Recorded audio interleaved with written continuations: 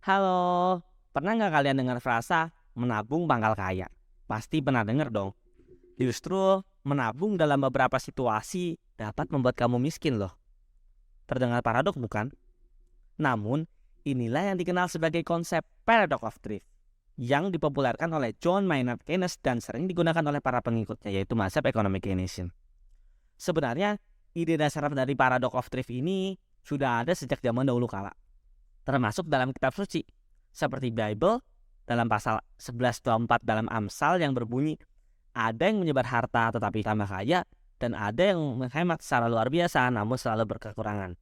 Dan Quran surat At-Taubah 34:35 yang berbunyi, ingatlah pada hari ketika emas dan perak dipanaskan dalam neraka jahanam, lalu dengan itu disetrika dahi, lambung dan punggung mereka, seraya dikatakan kepada mereka, inilah harta bendamu yang kamu simpan untuk dirimu sendiri, maka rasakanlah akibat dari apa yang kamu simpan itu. Nah, dalam diskusi kali ini kita akan membicarakan nih lebih dalam tentang bagaimana hemat yang dianjurkan oleh orang-orang malah dapat memicu masalah ekonomi. Setelah melewati krisis pandemi pada tahun 2020, akhirnya kita dapat bangkit juga nih. Namun, belum juga bangkit secara penuh sih. Belum lagi di tahun 2023 ini, dunia dibayang-bayangin sama yang namanya tuh inflasi tinggi, suku bunga di banyak negara yang mulai naik, dan ancaman resesi. Ditambah lagi kalimat-kalimat dari influencer keuangan online yang membuat dunia seolah-olah kiamat. Hal ini tentu membuat banyak orang merasa tidak aman, dan banyak dari mereka yang berpikir untuk berhemat. Namun, apakah mereka menyadari bahwa tindakan mereka yang berhemat justru dapat memperburuk situasi ekonomi? Bahkan, buruk-buruknya bisa jadi kiamat beneran nih. Sebenarnya sebabnya apa sih? Berhemat mungkin menguntungkan bagi satu individu. Tapi jika seluruh orang berhemat, maka yang terjadi justru semuanya merugi.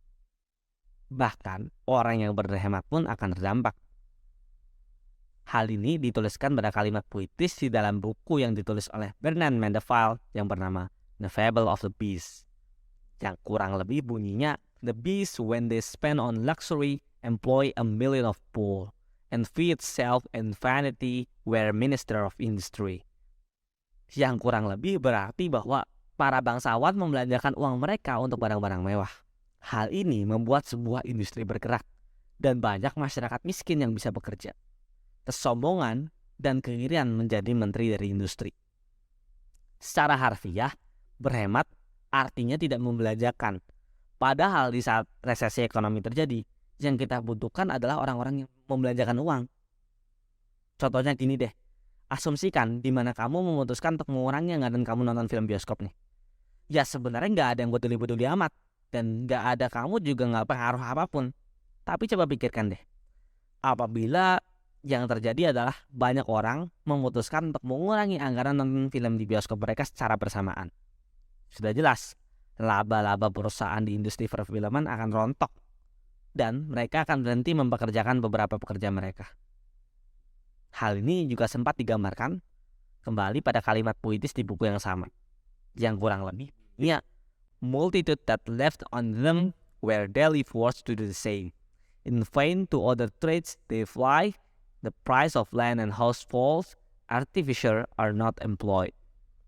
Yang poin dari kalimat itu tuh adalah menabung akan menciptakan spiral yang menurunkan permintaan sehingga para pengrajin tidak dapat bekerja karena harga barang yang terlalu murah.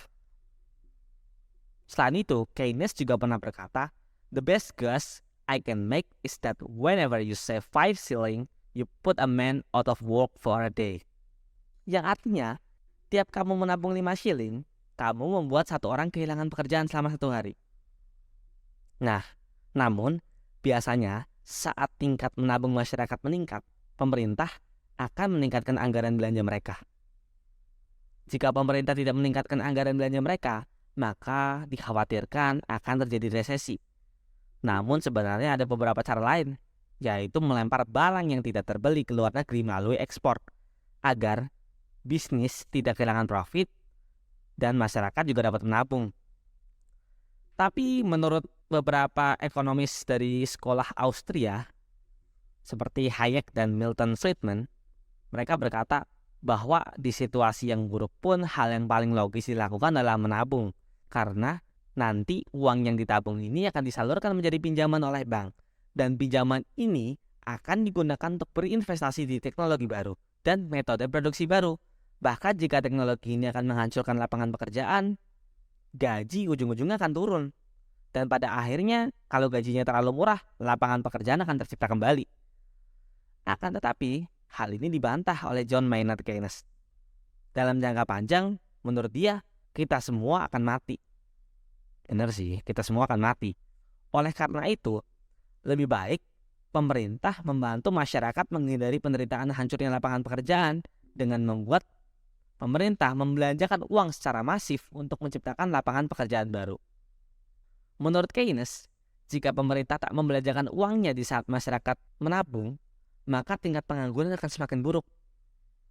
Oleh karena itu, menurut Keynes, jika ekonomi sedang buruk, pemerintah harus meningkatkan pengeluarannya untuk mensubstitusi masyarakat yang menabung. Dan pemerintah akan meningkatkan pajak saat ekonomi sudah kembali normal. Namun, teori ini juga tak dapat lepas dari bantahan, terutama dari para ekonom neoklasik yang berpendapat bahwa tingkat menabung konsumen yang naik itu adalah sinyal bahwa konsumen tidak cocok dengan harga barang yang ada di pasar. Oleh karena itu, produser sudah seharusnya menurunkan harga atau mengganti produknya. Dalam standar teori ekonomi neoklasik, menabung adalah hal yang paling penting bagi pertumbuhan ekonomi dan perkembangan teknologi. Hal ini didukung dengan banyaknya teori modern yang berpendapat bahwa perlu adanya sejumlah uang yang disimpan atau ditabung sebelum inovasi bisa tercipta. Lantas kalau nggak ada yang nabung, bagaimana inovasi bisa tercipta? Selain itu, uang yang ditabung dalam bank dapat disalurkan menjadi pinjaman. Jadi menabung dalam bank tidak akan menimbulkan efek buruk pada ekonomi. Teori Keynes ini nggak cuma dapat pertentangan dari para ekonom neoklasik, tetapi dia juga ditentang oleh hukum pasar Sayles yang mengatakan bahwa kunci pertumbuhan ekonomi merupakan produksi. Oleh karena itu, pemerintah seharusnya mendorong produksi daripada mendorong konsumsi. Menurut teori ini, mendorong konsumsi itu tidak akan menguntungkan dan malah berbahaya bagi ekonomi. Konsumsi yang terjadi tanpa adanya produksi akan memakan kekayaan masyarakat dan kemakmuran suatu negara. Nah, setelah lihat beberapa argumen di atas, jadi makin bingung kan, sebenarnya menabung benar-benar merugikan atau enggak sih? Kalau menurut saya sendiri sih, sebenarnya kalau mau kita hubungkan dengan law of diminishing return, bisa diopinikan bahwa menabung memiliki nilai imbal positif di awal. Jika semakin banyak orang menabung, maka imbalnya akan semakin rendah. Contoh, dari 100 orang, 1 orang menabung, dia akan punya imbal sebesar 70%. Orang ini akan sangat diuntungkan. Apabila jumlah orang yang menabung naik menjadi 20 orang, maka imbal per orangnya juga akan turun. Yang mungkin per 1 orangnya akan memiliki imbal 4%, atau total imbal hasilnya sebesar 80%. Artinya, imbal hasil masih net 10%. Tapi, jika jumlah orang yang menabung secara kumulatif naik kembali menjadi 50 orang, maka disinilah law of diminishing return bekerja. Imbal hasil per orang akan turun dan bahkan negatif. Asumsikan 1 orang hanya memiliki imbal hasil besar 1,5%. Maka keseluruhan imbal hasil hanya ada di level 75% atau turun 5% dibanding saat yang menabung hanya 20 orang. Bingung ya? Mungkin bisa aku kasih analogi sebagai berikut. Let's say ada 1 pizza di atas meja. Nah, andai kata hanya ada 1 orang yang makan, mungkin dia akan sangat beruntung karena dia bisa mendapat manfaat dari pizza itu sepenuhnya. Tapi belum tentu pizzanya habis kan. Asumsikan sekarang 4 orang makan. Iya, 1 orang ini akan mendapat bagian yang lebih kecil kan daripada dia makan sendiri kan. Tapi imbal hasilnya masih positif karena semua orang kenyang. Daripada tadi 1 doang yang makan, belum tentu dia kenyang, mubazir kan.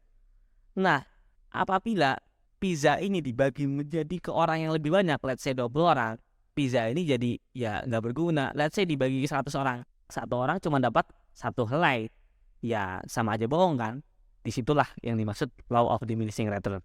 Mungkin kapan-kapan aku akan buat video tersendiri mengenai law of diminishing return ini. Dari sini mungkin kalian juga bisa mengambil kesimpulan bahwa sebaiknya menabung tidak dilakukan secara bersamaan di saat resesi. Mungkin orang kaya harus berbelanja secara lebih besar daripada biasanya saat resesi. Yang artinya orang miskin bisa menabung secara bebas tanpa menimbulkan efek resesi yang terlalu besar. Dan nanti saat ekonomi mulai membaik, mereka bisa bertukar peran. Mungkin cukup di sini aja video saya. Thanks for watching and see you in the next time.